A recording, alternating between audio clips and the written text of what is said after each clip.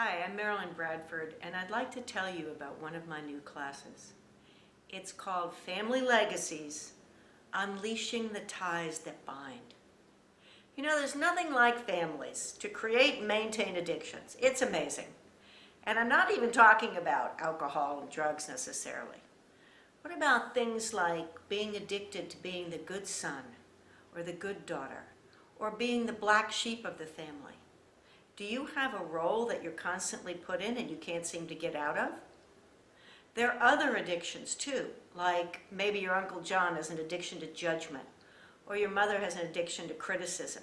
There are all kinds of ways addiction can show up, and it's all about maintaining old patterns, nobody being who they are, and nobody being really present.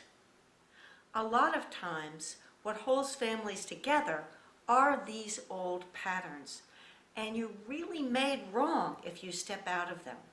The difficulty with that is that even when you're adult, these patterns, these judgments, these roles can follow you and limit how you can show up. If your family's had an addiction to poverty or made money wrong, you could spend a lifetime trying to scrape by and not really figuring out how everybody else is doing better than you are.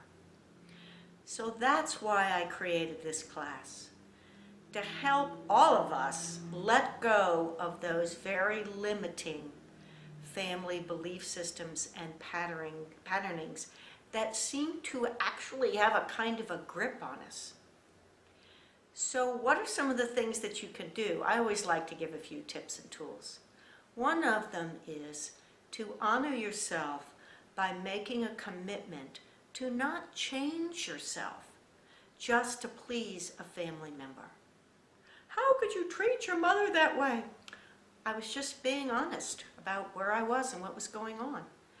Don't let those old judgments actually run your life. And I know that getting out of judgment can take a bit, but that's one of the things that we expand on and I talk about in this class.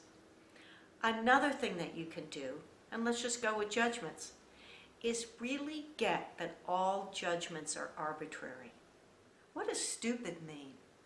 What does unkind mean?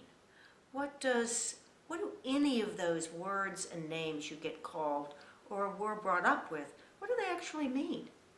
Can you see that they have no real meaning at all? It's just someone's arbitrary point of view. And generally, those things are used to manipulate and control you. How could you treat me this way? That's a manipulation of probably someone who's being addicted to being a victim. So just know that all of this is changeable, that you can truly unleash the ties that bind you to your family. And it doesn't mean you have to divorce your family. You can if you choose to.